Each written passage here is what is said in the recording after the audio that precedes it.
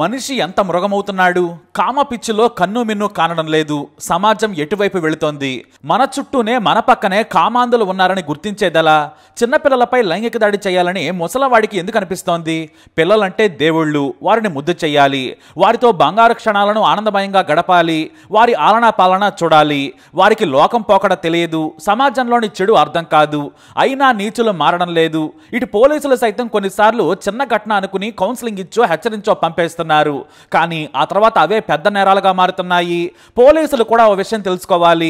ఒకసారి స్టేషన్ మెట్లు ఎక్కారంటే ఆ ఫిర్యాదును సీరియస్ గా తీసుకోవాల్సిందే. ఎవరో ఒత్తిడికి తలగ్గో లేదంటే మరో కారణంతోనో క్షమించి వదిలేయొద్దు. తమ స్టేషన్ కు వచ్చారంటే కేసు నమోదు చేయాల్సిందే. లేదంటే అన్నమయ్య జిల్లాలో జరిగిన ఘటన రిపీట్ అవుతుంది. ఏ తండ్రి మాత్రం తన బంగారు తల్లిపై లైంగిక దాడి జరిగిందంటే ఊరుకుంటాడు? పోలీసులే న్యాయం చేయలేదని తల్లడిల్లిపోయాడు. తన కూతురు అమ్మ తాత నా బట్టలు విప్పేశాడు, మూత్రం పోసే చోట పట్టుకున్నాడని చెబితే ఎవరు మాత్రం తట్టుకోగలరు? ఎక్కడో కువైట్లో ఉన్న తండ్రి నిత్యం తన కూతురు గురించి ఆలోచించేవాడు. ఆ కూతురి కోసమే అక్కడికి వెళ్ళాడు. నిద్ర లేక పని చేయలేక చివరకు తాను కువైట్ నుంచి తన బిడ్డపై చేయి వేసిన వాడిని తెగ నరికాడు. తన బిడ్డపై చేయి వేసిన వాడికి బేడీలు కాదు, చంపితేనే బుద్ధి వస్తుందని తనకు తానుగా న్యాయం చేసుకున్నాడు. ఈ ఘటన ఇప్పుడు దేశవ్యాప్తంగా చర్చనీయాంశంగా మారింది. అన్నమయ్య జిల్లా ఓబులవారిపల్లె మండలం కొత్తమంగంపేటలో 59 ఏళ్ల గుట్ట ఆంజనేయులు దారుణ హత్యకు గురయ్యాడు. ఇతను పాక్షిక వికలాంగుడు. పోలీసులు అనుమానాస్పద కేసుగా నమోదు చేసి విచారణ చేస్తున్నారు. కానీ సడన్ గా తానే చంపానని ఏకంగా కువైట్ నుంచి వీడియోలు విడుదల చేశాడు హంతకుడు ఆంజనేయ ప్రసాద్. ఎందుకు చేశానంటే నా బిడ్డపై అత్యాచార యత్నం చేయబోయాడు. శరీరం మొత్తం అసభ్యంగా తాకి వేధించాడు. 12 ఏళ్ల నా బంగారు తల్లికి జీవితాంతం మానసిక వేదన మిగిల్చాడు.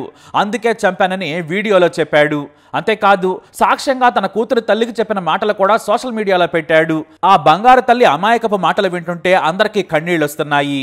ఈ నీచ సమాజంలోని రాక్షసులు ఎలా ఉన్నారో అర్థమవుతోంది. కొత్తమంగంపేటకు చెందిన ఆంజనేయ ప్రసాద్ చంద్రకళ దంపతులు బతుకు తెరువు కోసం కువైట్ వెళ్లారు. వారి ముద్దుల కూతురును ఊళ్ళో ఉంటున్న చెల్లెలు లక్ష్మి వెంకటరమణ దంపతుల దగ్గర ఉంచారు. వాస్తవానికి హాస్టల్లో ఉంటుంది ఆ 12 ఏళ్ల చిన్నారి. కానీ సెలవులు వచ్చినప్పుడు తన పిన్ని లక్ష్మి ఇంటికి వచ్చి ఉంటుంది. తండ్రి ఆంజనేయ ప్రసాద్, భార్య చంద్రకళలు తమ కూతురుకు బంగారు భవిష్యత్తు ఇవ్వాలని ఎడారి దేశంలో పడరాని కష్టాలు పడుతూ రూపాయి పోగేసుకుంటున్నారు. అయితే చంద్రకళ చెల్లెలు లక్ష్మి ఇంట్లో ఆమె మామ కూడా ఉంటున్నాడు. అతని పేరు కూడా ఆంజనేయులు. వయసు 59 ఏళ్లు. ఆ చిన్నారి అతన్ని తాత అని ముద్దుగా పిలిచేది. కానీ ఆ రాక్షసుడు అందరి ముందు మామూలుగా మనవరాలని మాట్లాడేవాడు. కానీ అతని మనసులో నీచమైన కోరిక ఉంది. ముసలి వయసులో ఇలాంటి దారుణ ఆలోచనలు వచ్చాయంటే ఎంతటి నీచుడు అర్థం చేసుకోవచ్చు. ఆ చిన్నారి తల్లిదండ్రులు దేశం కాని దేశంలో ఉన్నారులే అనుకున్నాడు. తాను ఆ చిన్నారిని ఏం చేసినా అడిగేవారు లేరని భావించాడు ఆ రాక్షసుడు. ఓ రోజున ఇంట్లో ఎవరూ లేని సమయంలో గాఢ నిద్రలో ఉన్న చిన్నారి ఒంటిపై బట్టలు విప్పేశాడు. సడన్ గా చిన్నారికి మెలకువ రావడంతో ఆమె నోరు మూసి మర్మయ్యవాళ్ళను పట్టుకున్నాడు. అసలు మాటల్లో చెప్పలేని రాయలేని పనులు చేశాడు ఈ రాక్షసుడు. ఆ తర్వాత పెనుగులాడి గట్టిగా కేకలు వేయడంతో ఆ నీచుడు లేచాడు. బయట ఎవరికైనా చెబితే చంపుతానన్నాడు. ఆ తర్వాత ఆ చిన్నారి తన పిన్నికి విషయం చెప్పింది. ఆమెమో తన మామను మందలించాల్సింది పోయి ఆ చిన్నారినే భయపెట్టింది. బయటికి ఎవరికి చెప్పొద్దని రకరకాల మాటలు చెప్పింది. ఆమె తన కుటుంబం పరువు పోతుందని తన మామ చేసిన రాక్షస పనిని దాచిపెట్టింది. అయితే ఆ చిన్నారి హాస్టల్కి వెళ్ళిన తర్వాత తన తల్లిదండ్రులకు విషయం చెప్పింది. దీంతో తల్లిదండ్రులు తట్టుకోలేకపోయారు. వెంటనే లక్ష్మికి ఫోన్ చేసి నిలదీశారు. ఆమె ఆ మాటలను సరిగ్గా పట్టించుకోలేదు. తమ బాధ, తమ కూతురు పడ్డ మానసిక వేదనను లక్ష్మి అర్థం చేసుకోలేకపోయింది. సరిగ్గా స్పందించకపోవడంతో చంద్రకళ ఆంజనేయ ప్రసాద్కు ఆవేదన కలిగింది. వెంటనే తమకు స్తోమత లేకున్నా కూడా భార్యకు విమాన టికెట్లు బుక్ చేసి పోలీసులకు ఫిర్యాదు చేసి రమ్మన్నాడు ఆంజనేయ ప్రసాద్. దీంతో చంద్రకళ కువైట్ నుంచి వచ్చి తన చెల్లెలని, ఆమె భర్తను, వృద్ధుడిని నిలదీసింది. వాళ్ళు దురుసుగా ప్రవర్తించారు. ఇక చేసేది లేక ఆ నీచుడిపై పోలీసులకు ఫిర్యాదు చేసింది. కానీ పోలీసులు ఆ వృద్ధుడిని, ఆ కుటుంబ సభ్యులను పిలిచి మందలించి పంపించేశారు. మరోసారి ఇలాంటి పనులు చేస్తే జైలుకు పంపుతామని పంపించేశారు. అయితే తాను ఫిర్యాదు చేసినా పోలీసులు పట్టించుకోలేదని ఆంజనేయ ప్రసాద్ రగిలిపోయాడు. అంతేకాదు తన చిట్టి తల్లిని ఆ నీచుడు ఏం చేశాడో అడిగి మరీ తల్లి వీడియో రికార్డ్ చేసింది. తాత తన బట్టలు విప్పింది, నోరు మూసింది, శరీరం తడిమింది, మొత్తం చెప్పింది. ఆ వీడియోను కువైట్ వెళ్ళాక భర్తకు చూపించి కన్నీటి పర్యంతమైంది చంద్రకళ. ఇక మనం ఇక్కడ ఉండొద్దు, ఏదో ఒక పని చేసుకుని అక్కడే కూతురు దగ్గర ఉందామని ఏడ్చేసింది. తను ప్రాణంగా చూసుకునే బంగారు తల్లిని ఓ నీచుడు ఏం చేశాడో చూసి తట్టుకోలేకపోయాడు ఆంజనేయ ప్రసాద్. పోలీసులు కూడా న్యాయం చేయలేకపోయారు. నా బిడ్డకు జరిగిన అన్యాయానికి నేనే న్యాయం చేసుకుంటానని చెప్పాడు. దీంతో డిసెంబర్ 6న కువైట్ నుంచి సొంతూరుకొచ్చాడు ఆంజనేయ ప్రసాద్.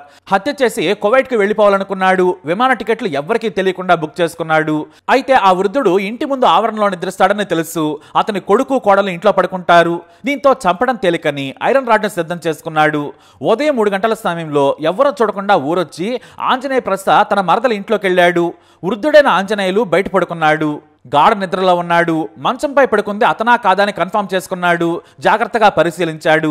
అతనే అని గుర్తించగానే ఒకేసారి గట్టిగా తల మీద ఐరన్ రాడ్ తో బాదాడు. అంతే, తల ఛిద్రమైపోయింది. చనిపోయాడని గ్రహించిన ఆంజనేయ ప్రసాద్ వెంటనే అక్కడి నుంచి వెళ్లిపోయాడు. ఆ తర్వాత ఊరు నుంచి బయటకొచ్చి ఎవరికీ తెలియకుండా కువైట్ వెళ్లిపోయాడు. ఇక్కడ ఆంజనేయ ప్రసాద్ కువైట్ నుంచి వచ్చినట్టు, చంపినట్టు, వెళ్లిపోయినట్టు ఎవ్వరికీ తెలియదు. అంత సీక్రెట్ గా ప్లాన్ అమలు చేశాడు. ఈ హత్యపై గ్రామంలో రకరకాల చర్చలు మొదలయ్యాయి. పోలీసులు వృద్ధుడి హత్యను అనుమానాస్పద హత్య కేసుగా విచారణ చేస్తున్నారు. దీంతో మానసిక వేదనతో ఉన్న ఆంజనేయ ప్రసాద్ తానే చంపానని ఈలోపు వీడియో విడుదల చేశాడు. నా బిడ్డను దారుణంగా లైంగికంగా వేధించాడు. పోలీసులు కూడా న్యాయం చేయలేదు. వారి దగ్గర డబ్బులు తీసుకుని వదిలేశారు. నేనేం చేయాలి? నా బిడ్డపై లైంగిక దాడి చేసిన వాడిని నేను వదిలేయాలా? నా బిడ్డను ఇలా ఎందుకు చేశావంటే సరిగా స్పందించలేదు. నా మరదలు కూడా పట్టించుకోలేదు. నా వాళ్లను నమ్మాను. చివరకు నా చిట్టి తల్లిని ఏం చేశాడో వినమని వీడియో కూడా విడుదల చేశాడు. నాకు న్యాయం జరగలేదు. అందుకే హత్య చేసి న్యాయం చేసుకున్నాను.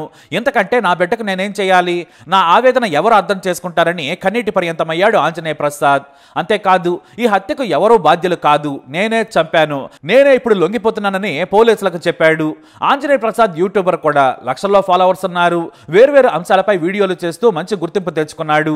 అయితే కువైట్ నుంచి వచ్చి ఓబులవారిపల్లెలో పోలీసుల ముందు లొంగిపోయాడు. అయితే చిన్నారి లైంగిక వేధింపుల ఫిర్యాదు వచ్చినా కూడా పోలీసులు పట్టించుకోలేదనే విమర్శలు వ్యక్తమవుతున్నాయి. చిన్నారి స్వయంగా తల్లికి చెప్పిన మాటలు విన్నా కూడా ఎందుకు కేసు పెట్టలేదు? నాడే పోక్సో కేసు పెట్టి జైల్లో పెట్టి ఉంటే ఇప్పుడు ఆంజనేయ ప్రసాద్ హంతకుడు అయ్యేవాడు కాదనే కామెంట్స్ చేస్తున్నారు ప్రజలు.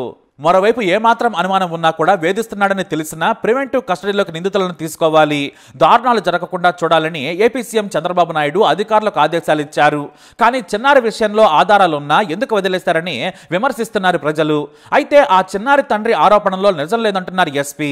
పోలీసులకు ఫిర్యాదు చేసినా పట్టించుకోకపోవడం వల్లే చంపానని చెప్పడం తప్పన్నారు ఎస్పీ విద్యాసాగర్ నాయుడు. తమకు రాతపూర్వకంగా ఫిర్యాదు ఇవ్వలేదు.